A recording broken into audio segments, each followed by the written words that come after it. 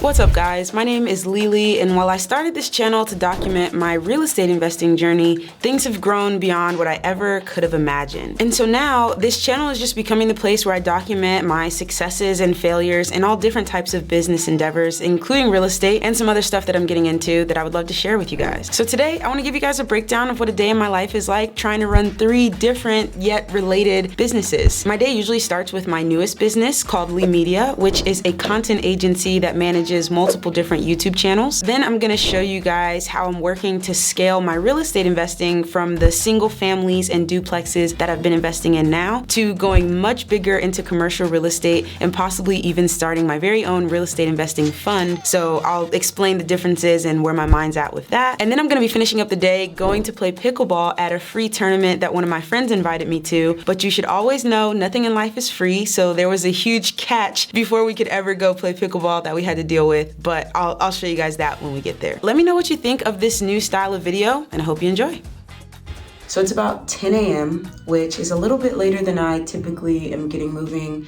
I'm normally up around 8, and then I do all of my stretching and water drinking. I've been trying to drink out of these. I am not getting through a full one of these each day, but I feel like seeing this much water makes me wanna feel like I have to knock it out. But yeah, I'm usually up a little bit earlier, but man, that singles tournament took a lot out of me this weekend. If you guys haven't seen that vlog, it was the last one that I posted. I'll put a link to it in the description below. But man, I have been so tired just the rest of the weekend, and waking up this morning, I needed a little bit extra. So I'm running about an hour or 2 behind my typical schedule, but that's all right. We've got a lot to do today, so I've been doing a little bit of stretching already this morning, and I'm gonna do a little bit of my joint strengthening. I did a lot of working out when I was playing basketball and a lot of weightlifting, and I just don't feel like doing that anymore, but I do still wanna take care of my joints and my body, so that's kind of what I do most mornings to get going, and then I'll hop at the desk and get started taking you guys through my day and just the different facets of the business and how hopefully everything is working together smoothly. All right, so time to get started with work. First thing that I generally come do is I open up Slack and I open up my daily workspace in Notion.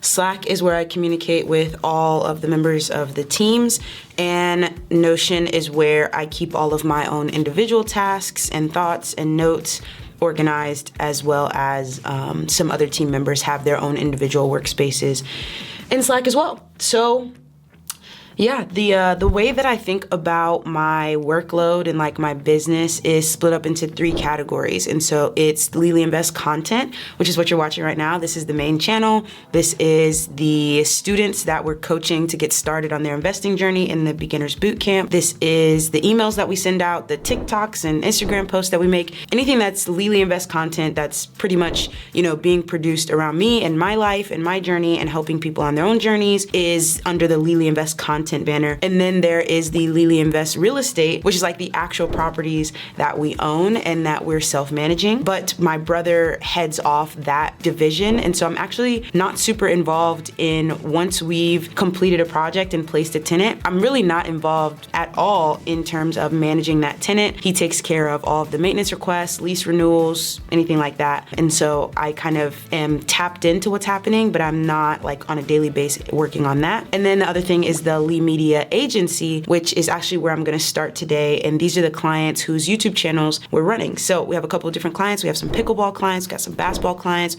some real estate clients. We have some interior design and wellness clients. We've just got a broad range of YouTube channels that we're helping to run. And so that includes things like looking at or working on edits, thumbnails, strategy of what types of videos to make, how it'll perform well, titles, all that good stuff. And so I'm actually gonna start there in our Lili Media Slack, and I'm just gonna go through and make sure that I haven't missed anything and that everything that needs my response is up to date. And any tasks that kind of come up through that process, I will be sure to add to my Notion dashboard. And so what you're seeing over here is like my daily workspace, and at the top I have this habits dashboard, which I'm trying to get to using a little bit more often, but I can put in that today, and there's today's date. And I did not watch the sunrise this morning. Have I drank 16 ounces of water yet? Probably not, but I'll get on that. I try not to get on social media until afternoon, so it's not quite noon yet, but we're close. Did I do a deep work session, which is what I'm gonna do next? Did I get on my phone before bed last night? I did, so I can't check that off. I did a little bit of a workout, and it's not Thursday, so I didn't have therapy. This one is just like something fun, right? Like, did I read a fun book? Did I do Legos? Did I do a puzzle? Just something that's not work. Did I do something fun? And then did I do my morning movement? And I did. So I've got a 20% day score so far, and I'll keep that updated throughout the day as I go. And then I have the tasks that are individual that I'm gonna focus on after I respond to all of these Slacks and get anything else in. I don't have meetings on Monday, so I know I don't have any meetings, but if I did have any meetings, they would show up over here. So yeah, that's Notion. All right.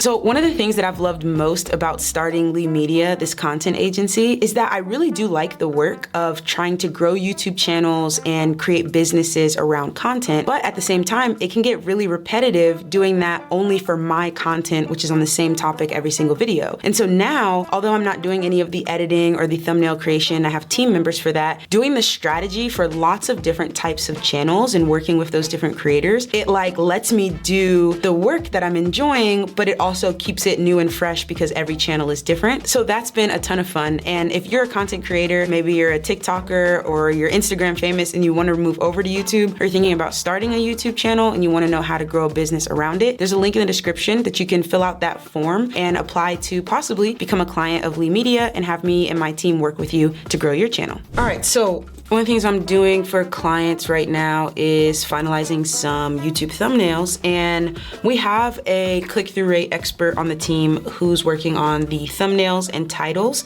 but I'm still in the process of training them up to completely take over doing the titles and thumbnails, so I'm still working together with them. So they've made some suggestions on titles for this video, and this is a video about a certain pickleball move that's really cool and pretty athletic looking, so it's awesome. And I am gonna utilize ChatGPT not to give me titles, but to help me take the titles that we've already come up with and just make sure that they're like, we've really gone through and chosen the best option. And I always tell ChatGPT, like, your name is YouTube bot. And sometimes they'll be like, no, my name's actually ChatGPT. And I'm gonna say, pretend your name is YouTube bot, please. Let's see what it says.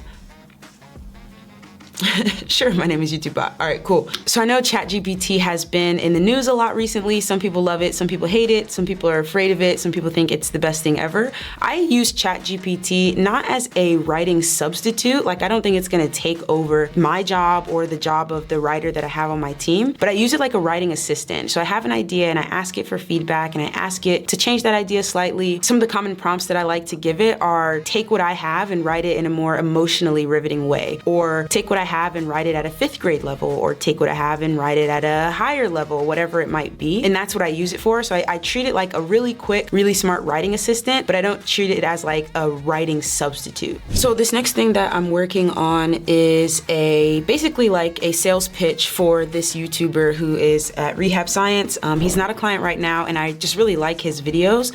And I think that I can help him to grow his channel more, and I think I can help take the edits to the next level. And so I get people all the time who reach out to me like, hey, can I be your thumbnail editor? Can I be a writer for your team? Can I JV with you? Can I send you deals? All these different things. And really, I mostly ignore those emails. The ones that I respond to are the people that send me proof of their work. So for example, I just hired someone to help me on the team as a writer. And not only did they say, hey, I'm a writer, I'd like to help you, they gave me a free rewrite of one of my emails. They said, hey, I got your email, here's how I think I can improve it, and here's what I did to improve it. And if you wanna use that email, feel free. And if you want to, have me on your team to do this for you every day, then, reach out. And I really liked the email that he rewrote. It was better than my writing, and so he got hired. But all the people who just say, hey, can I send you an email? Can I write emails for you? I don't know if you're good, bad, or indifferent. And so that's why I'm trying to do the same thing with potential clients that I want to bring into the agency. So I'm actually paying someone to do this edit. I'm working with them to make the edit better. And what we did was we just ripped this video off of his YouTube channel and we're redoing it in what I think is gonna be an improved way. And then I'm gonna send it to him and show him like, hey, here's what we can do. Here's what we did for free for you.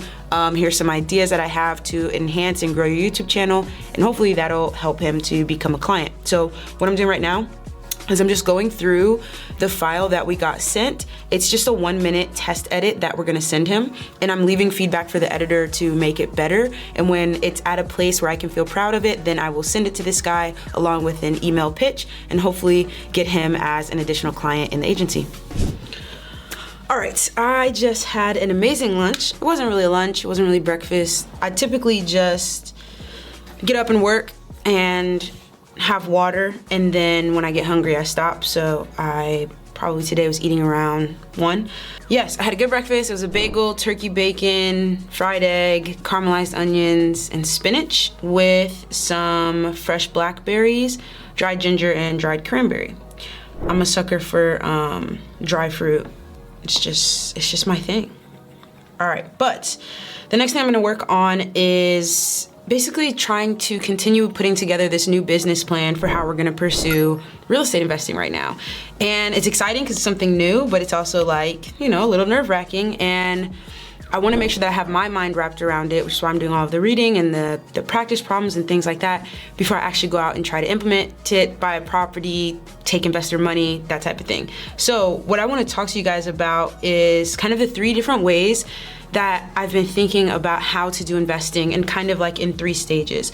So if we think of this first one as private or hard money loans, right? And this is something that I did for my very first BRRRR, where I took a loan from a private investor at a certain interest rate. I used that money combined with money that I had saved myself from wholesaling to purchase and renovate a property and then go into a refinance. And the way that private money usually works is all about debt. And we'll talk about the opposite of debt, which I think of as equity, in a second. But debt basically means, let's take the example that I'm gonna borrow, let's say $200,000 from a private investor or on a hard money loan, and let's just say that we're borrowing that at a 10% interest rate. Well, the way that I think about that is 200,000 times 10%, that's gonna equal 20K, right? But that's per year, so then I wanna divide that by 12. So that's gonna give me about $1,667 per month that I owe that investor as debt. And let's say that I'm gonna borrow that amount of money for about 6 months. These are short-term loans, and it doesn't mean that the person owns any portion of the property. That would be equity.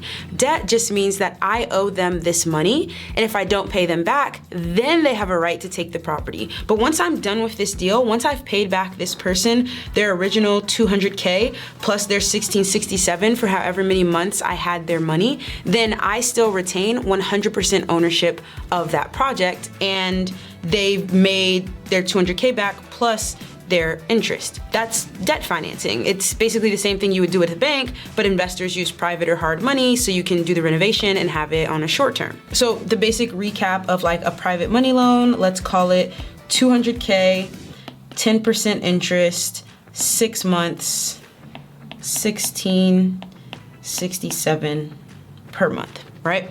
Now, the second way to think about this, and I think of this as like a second step up, syndicate a deal. Okay, so that would be the second step to think about this. And sometimes people do this with debt, but let's talk about doing it with equity, where you're not just borrowing money from people to do the deal, you're actually giving them a certain amount of ownership in the deal. And syndications are one of the ways that people do bigger deals, because if I'm gonna borrow 200K, if that's all I need, I can probably get that from just one person. But let's say instead of 200K, I need $2 million, right? Well, I'm probably not just gonna get that from one person. I might gather that from 5 people, from 10 people, whatever it might be. And syndication is focused on one deal only. It's just one deal. I need $2 million for this deal, and I'm gonna be giving equity, AKA ownership of the deal. So let's say that for this $2 million, I'm setting aside a 40% ownership stake, right? So The people who give me 2 million, if you give me all of that 2 million, you'll get 40% ownership in my deal. If you give me 1 million, you might get 20% ownership of the deal. And I'm not saying this is how it goes every single time. Every single syndicator gets to set up how much money they're raising and how much equity they're giving away for that money. But basically there's gonna be some type of exchange of you're giving money into this deal for equity ownership of the deal. But because you have ownership, that might mean that if we have a really good year, and let's say we make 500,000 in our cash flow, well then the people who loaned me the 2 million and get 40% equity would get 40% of my cash flow. That's one way that you could set it up. But let's say that we have a really bad year and we only make 50K in cash flow, well then the people who gave me 2 million only get 40% of the 50K. So with equity, there's more opportunity for upside, but there's also opportunity for downside, whereas with debt, you basically are going to get your 10%, or I'm gonna default on the loan and you're gonna get the property. So smaller deals with the person who's lending the money having no upside, they just get what they get. Slightly bigger deals where it's just, we're gonna still focus on only one deal and you can take advantage of the upside. If we do really well, your 40% will be worth more, but if we do poorly, your 40% won't be worth as much. Then there's a third level, and this is what I'm gonna say is like a real estate investing fund. And this is the thing that, along with syndications, I've been learning a lot more about. Now with a fund, it's still all about equity. It's all about ownership in the deal.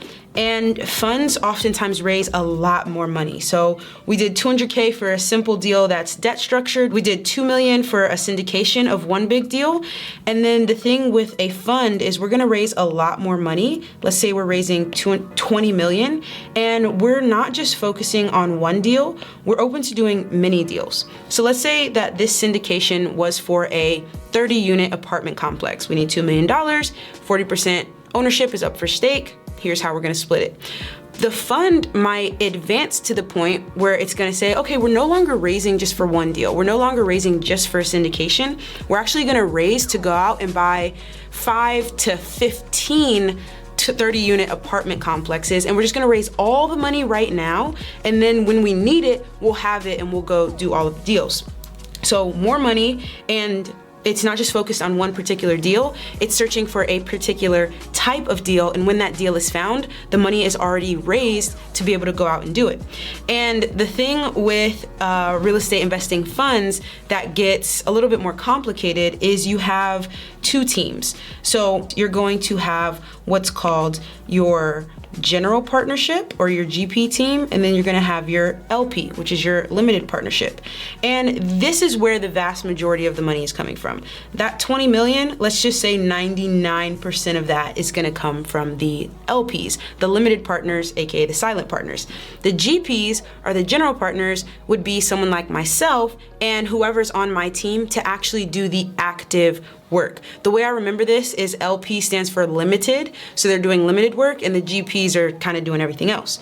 But it's kind of like that balance between, are you bringing the money or are you bringing the work? So while the LPs are bringing 99% of the money needed, the GPs might be bringing 1%, but they're doing all of the work, and these guys are silent.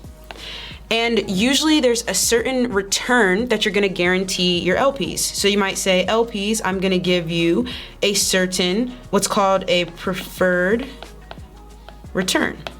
And that might be 10%, that might be 15%, but it's basically saying, hey, although we're doing all of the work, you're putting in pretty much all of the money.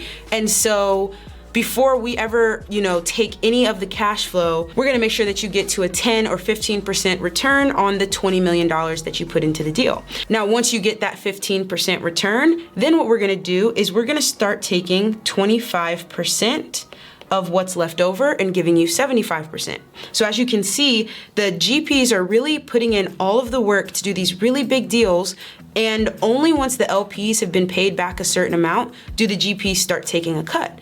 But 25% on a deal that costs 20 million and is probably making multiple millions per year is a really good deal, especially when you consider you put in little to no money, you just did all of the work. So, and it definitely gets more complicated than this. There's things like waterfalls, like, okay, we can do 25-75, which are basically saying like, this is the LP's 15% return. And once they reach that, we'll go to a 25-75 split, but we're only gonna do that up to, let's say, 100K extra. And then once we've made 100K extra and we split that 25-75, then we'll go to a 50-50 split up until, say, 250K extra. And then once we've gone to 250K extra, we'll take 75 and the LPs will take 25.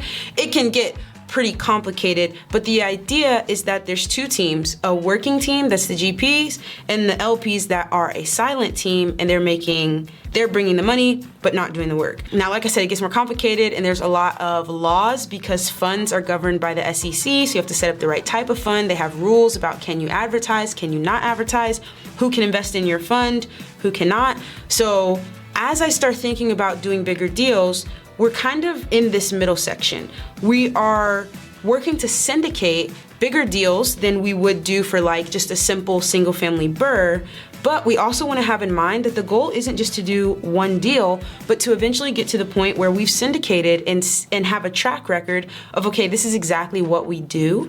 Here's how it's performed. Now, instead of raising $2 million per deal, we want to go ahead and just raise a large fund for many deals so that whenever one of those deals comes across our desk, we don't have to go back and raise money one at a time. We've got the money ready in the fund and we can go out and execute on it. And then we can take a really nice split of the profits between the GP team and the LP team. Yeah, I'm still working through understanding that, but hopefully that was a kind of okay explanation. I think it's super helpful for me to try to like explain the things I'm learning because it helps me to think, okay, I couldn't explain that well, so that means I don't understand it well enough. If I don't understand it well enough, I'm definitely not gonna ask anybody for their 2 million or their 20 million. So this is beneficial for me. Hopefully it's beneficial for you guys. So I'm gonna do a little bit more work on understanding the structure and just going through some spreadsheets and making sure that I understand where all the numbers are going. And then I've gotta get ready for my pickleball tournament tonight, which I did not anticipate playing in, but I'm looking forward to it. Somebody needed a partner. I was probably gonna play tonight anyway. It's a free tournament. They're supposed to have some Cane's chicken there for free. And if you win, you get $100. So why not? So once I met up with my friends, everybody was just kind of hanging around waiting for the tournament to start. And the organizers were like, hey, can we get everybody to like come into this auditorium because it'll be easier to hear and we want to share some things with you. So we kind of go in there thinking we're going to get like the logistics for the tournament, like, oh, these are the teams that are going to start on these courts. This is how it'll work, et cetera, et cetera. No. So this was held at like a church rec center and we had a full-blown church service before the tournament ever started. And you could tell people were shocked. Like, this wasn't just like, if you're a member of the church, you come play to this tournament. It was just like pickleball tournament happens to be at this church rec center, but they sang multiple songs. They had the pastor get up there. He preached for like 30, 45 minutes. And you could tell people were kind of just looking around like, okay, this is not necessarily what we expected. A little bit of a bait and switch, like, oh, come for the tournament. But actually, you know, you're coming to church first. So, it was what it was. And the funniest part was that at one point, the pastor was like, so, what's the reason that we're all in the room? And like, it was kind of quiet, like nobody answers, kind of a rhetorical question. And then he was like, no, I really want to know, what's the reason we're all here? And somebody yells out, pickleball. And he yells back, no, Jesus. And I thought that was absolutely hilarious. So make of that what you will. But we ended up having a really good time, except for my friend Natalie. We were watching her partner Josiah playing and they were having kind of a tough game. And so we were getting a little bit stressed, but they ended up doing well. Me and Natalie did well. We ended up making it to the semifinals. It was a free tournament. They had free canes there. And yeah, we had a good story to tell about the night. And so that was the end of my day. After that, I went home and watched the NBA playoffs and went to bed to start another one. Let me know what you thought of this vlog and if you want more like it. And until next time, thanks for watching.